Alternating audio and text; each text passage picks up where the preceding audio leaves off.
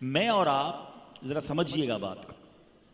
میں اور آپ کیوں خوشبو لگاتے ہیں؟ What is the reason? کبھی سوچئے گا کہ میں اور آپ جب بھی خوشبو لگاتے ہیں، چاہے وہ عطر ہو، چاہے وہ اسپرے ہو، چاہے وہ باڈی پہ ہم کوئی بھی خوشبو لگائیں، اس کی وجہ یہ ہوتی ہے کہ ہم اپنے پسینے سے نکلنے والی بدبو سے بچنا چاہتے ہیں. یا تو مجھے اس بیڈ اسمیل نہ آئے، یا میرے ساتھ کوئی بیٹھے تو اس کو تکلیف نہ ہو، اس لیے ہم خوشبو لگاتے ہیں نا. اب ذرا سمجھیے گا، جس چیز سے بچنے کے لیے ہم خوشبو لگاتے ہیں نا، اللہ کریم نے سرکار دو عالم علیہ السلام کو ایسا با کمال بنایا کہ نبی پاک کا پسینہ مشک سے زیادہ خوشبودار ہے. یعنی میرے اور آپ کے پسینے سے بچنے کے لیے ہم خوشبو لگاتے ہیں. اور سرکار دو عالم علیہ السلام وہ با کمال ہستی ہیں کہ جن کا خود پسینہ بذات خود وہ ایسا خوشبودار ہے. کیسا خوشبودار ہے؟ دیکھیں، ہم جب یہاں آ رہے تھے تو میرے ساتھ ایک اسلامی بھائی تھے، وہ فون پہ پوچھ رہے تھے کہ یہ ہال کہاں ہے، ایڈریس بتائیے. یا تو بندہ فون پہ بتاتا ہے، یا آج کل تھوڑا ٹیکنالوجی کا زمانہ ہے تو لوگ لوکیشن بھیج دیتے ہیں. اب خوشبو والے بھائی سے گزارش ہے کم از کم مجھ پہ نہ خوشبو برسائیں، ورنہ مجھے میرے گلاسز صاف کرنے پڑیں گے باقی محفل پہ. تو میں عرض کر رہا تھا کہ اب لوکیشن کا زمانہ آ گیا ہے، لوگ لوکیشن بھیج دیتے ہیں کہ بھائی آپ اس لوکیشن پر آ جائیں. ٹھیک ہے. اب صحابہ کرام علیہ رضوان کے زمانے میں 1450 سال پہلے تو انٹرنیٹ نہیں تھا نا، لوکیشن کا سسٹم نہیں تھا. مگر آپ کو پتا ہے صحابہ کرام کے پاس بھی ایک نیویگیشن سسٹم تھا، ان کے پاس بھی ایک lوکیشن سسٹم تھا. اور وہ سسٹم یہ تھا کہ حدیث کی کتابوں میں لکھا کہ جب کسی کو یہ معلوم کرنا ہوتا تھا کہ نبی پاک علیہ السلام کہاں گئے ہیں، کدھر تشریف فرما ہیں، تو وہ راستے پر آ کر، گلی پر آ کر خوشبو سونگھتے تھے. خوشبو بتاتی تھی آقا یہاں سے گزر کر گئے ہیں. ہاں، بریلی کے تاجدار امام عشق و محبت لکھتے ہیں، کیا مہکتے ہیں مہکنے والے، کیا مہکتے ہیں مہکنے والے، بو پہ چلتے ہیں بھٹکنے والے، امبر زمین عبیر ہوا مشک تر غبار، ادنا سے یہ شناخت تیری رہ گزر کی ہے. اچھا، یہ تو صحابہ کرام کے پاس تھی نا نیویگیشن، نبی پاک کا دور تھا، آقا کی خوشبو سمیل کیا کرتے تھے. مگر مزے کی بات بتاؤں، ایسی خوشبو تھی میرے آقا کی کہ آج 1450 سال گزر گئے ہیں، مدینے سے یہ ہو کر آئے ہیں، ان سے پوچھ لیجئے، جس نے مدینہ دیکھا ہے اس سے پوچھ لیجئے. سچی بات یہ ہے کہ ناک عشق والی ہونی چاہیے، وائرس نہیں ہونا چاہیے. تھوڑے دنوں پہلے بھی وائرس آیا تھا نا، وائرس آیا تھا، سونگھنے کی بھی جو ہے وہ صلاحیت چلی گئی تھی، ٹیسٹ کا بھی مزہ نہیں آ رہا تھا. وہ کووڈ وائرس تھا. کچھ لوگوں کو ساری زندگی وائرس لگا ہوا ہے، ان کو مدینے کی خوشبو نہیں آتی. لیکن اگر عشق رسول والی ناک ہو، عاشق رسول کی آنکھ پر پٹی باندھ کر اسے مدینے لے جاؤ، وہ بتائے گا یہ ہوائیں اور ہیں، وہ بتائے گا یہ فضائیں اور ہیں. شاعر کہتے ہیں نا، عرصہ ہوا طیبہ کی گلیوں سے وہ گزرے ہیں، عرصہ ہوا طیبہ کی گلیوں سے وہ گزرے ہیں، اس وقت بھی گلیوں میں خوشبو ہے پسینے کی. آج بھی گلیاں مہک رہی ہیں، ہائے ہائے. بلکہ مدینے کو تو چھوڑیے، مکے سے مدینے جائیں نا، ابھی مدینہ قریب آنے لگتا ہے نا تو ہواؤں کا رنگ بدلنے لگ جاتا ہے، فضاؤں کی چاشنی بدلنے لگ جاتی ہے، دل کی دھڑکن تیز ہونے لگ جاتی ہے. جب بورڈ آتا ہے کہ 300 کلومیٹر باقی ہے، تھوڑی دیر بعد 250 کلومیٹر باقی ہے. جیسے جیسے مدینہ قریب آتا جاتا ہے، اللہ اکبر، دل کا رنگ بھی بدل جاتا ہے، فضاؤں کی چاشنی بڑھ جاتی ہے. وہ شاعر لکھتے ہیں نا کہ بات کیا ہے باد صبا، اتنی کیوں معطر ہے، بات کیا ہے باد صبا، اتنی کیوں معطر ہے. سبز سبز گنبد کو چوم کر چلی ہوگی، سبز سبز گنبد کو چوم کر چلی ہو. اسی مدینے میں ایک گھر تھا، ذکر مدینہ کرنا ہے نا، آؤ سنتے ہیں. صحابی رسول پیارے آقا علیہ السلام کی بارگاہ میں آئے. کہتے حضور بچی کی شادی ہے، خوشبو چاہیے۔ عرب کے لوگ بڑی خوشبو استعمال کرتے ہیں، جو مکے مدینے گئے انہوں نے دیکھا ہوگا آج بھی حرم کے آس پاس بھی بڑی مہنگی مہنگی عطر کی دکانیں اور عجیب خوبصورت خوشبوئیں آتی ہیں، لاکھوں لاکھ روپے کے وہ عطر اور جناب لوبان استعمال کرتے ہیں ماشاءاللہ۔ اس زمانے سے یہ نبی پاک علیہ الصلوۃ والسلام کو بھی خوشبو بڑی پسند، ہاں سنت ہے خوشبو، اچھی خوشبو لگانا۔ تو صحابی رسول آئے، کہتے حضور بچی کی شادی ہے، خوشبو لینی ہے۔ اس زمانے میں غربت کے دن بھی تھے، سبحان اللہ۔ سرکار دو عالم علیہ الصلوۃ والسلام نے فرمایا کل آنا ایک کھلے منہ والی شیشی لے کر آنا، ساتھ ایک لکڑی کا ٹکڑا بھی لے آنا۔ صحابی رسول دوسرے دن شیشی لے کر آ گئے۔ ہو سکتا ہے وہ ایکسپیکٹ کرتے ہوں کہ نبی پاک اس میں عطر ڈال کے دیں گے، پیارے آقا اس میں خوشبو دے دیں گے۔ واقعی خوشبو تو عنایت فرمائی میرے آقا نے، مگر کائنات کی کمال کی خوشبو عطا فرمائی۔ سرکار دو عالم علیہ الصلوۃ والسلام نے انہی صحابی کے سامنے اپنے ہاتھوں سے پسینہ مبارک نکالنا شروع کیا۔ اچھا مزے کی بات یہ ہے کہ سرکار دو عالم علیہ الصلوۃ والسلام کی بارگاہ میں پسینہ حاضری دینے بھی بہت زیادہ آتا تھا، زیادہ حاضری ہوتی تھی پسینے کی۔ تو پیارے آقا نے اپنے مبارک ہاتھوں سے پسینہ مبارک نکالا اور پسینہ مبارک کو شیشی میں بھر دیا اور فرمایا کہ تمہاری بیٹی جس کی شادی ہے دلہن کو کہنا کہ اس پسینے کو اپنے جسم پر مل لیا کرے جب جب خوشبو کی ضرورت آ جائے۔ اچھا اب وہی والی بات جو میں نے بیان کے شروع میں کہی تھی کہ جب بھی ہم عطر خریدتے ہیں، پرفیوم لیتے ہیں، تو ہم کیا کہتے ہیں ذرا ایسا دینا کہ لانگ لاسٹنگ ہو اور ذرا مہک اچھی ہو، دور تک جائے۔ مگر آپ کوئی ایسا پرفیوم نہیں لا سکتے کہ آپ اپنے گھر میں پرفیوم لگائیں اور پورا گھر پورے شہر میں مہکنا شروع کر دے۔ حدیث کے الفاظ ہیں بیت المطیبین، خوشبوؤں والا گھر۔ ہوا یہ اس دلہن نے، وہ دلہن بھی کیسی، وہ بیٹی بھی کیسی، جس نے باپ کو یہ نہ کہا کہ ابا جان ہم نے تو عطر منگوایا تھا، آپ پیارے آقا کا پسینہ لے آئے۔ ارے عاشقان رسول کا دور تھا، ان کی تو قسمت چمک اٹھی کہ سرور کائنات علیہ الصلوۃ والسلام نے اپنا پسینہ میری شادی کے لیے عطا فرمایا۔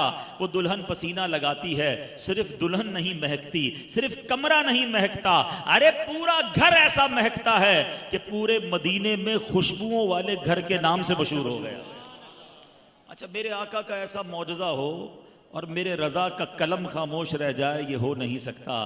بریلی کے تاجدار لکھتے ہیں واللہ جو مل جائے میرے گل کا پسینہ۔ اعلیٰ حضرت کہتے ہیں واللہ، قسم کھا کر کہتے ہیں میرے آقا کا پسینہ کوئی مل لینا پھر کیا ہوگا؟ واللہ جو مل جائے میرے گل کا پسینہ، مانگے نہ کبھی عطر نہ پھر چاہے دلہن پھول، کیوں سرتاب قدم ہے تنے سلطان زمن پھول، لب پھول بدن پھول زکن پھول دہن پھول۔ اللہ کریم ہمیں مدینہ منورہ کی حاضریہ نصیب فرمائے۔ تو درود پاک پڑھیے، آپ کی زندگی بھی مہکے گی، آپ کی قبر بھی مہکے گی، انشاءاللہ آخرت بھی مہک جائے گی۔ آئیے مل کر محبت کے ساتھ درود پاک پڑھ لیں۔ صلو علی الحبیب صلی اللہ تعالی علی محمد صلی اللہ علیہ وسلم۔ مکہ پاک، پہلے کچھ ذکر مکہ ہو جائے۔ مکہ پاک نبی پاک علیہ الصلوۃ والسلام کی ولادت گاہ ہے۔ اللہ کے حبیب جہاں پیدا ہوئے وہیں کعبہ ہے، وہیں صفا مروہ ہے، وہیں حجر اسود ہے، وہیں مقام ابراہیم ہے۔ مکے کے علاوہ کہیں حج نہیں ہو سکتا، مکے کے علاوہ کہیں عمرہ نہیں ہو سکتا۔ سرکار دو عالم صلی اللہ تعالیٰ علیہ وسلم نے اپنی زندگی میں 63 سالوں میں سے 53 سال حیات طیبہ مکہ مکرمہ میں گزاری ہے۔ اسلام کی دعوت وہاں سے شروع ہوئی ہے۔ قرآن پاک کی آیتوں کے نزول کی ابتدا مکے سے ہوئی ہے۔ پہلی وحی غار حرا مکہ مکرمہ میں نازل ہوئی ہے۔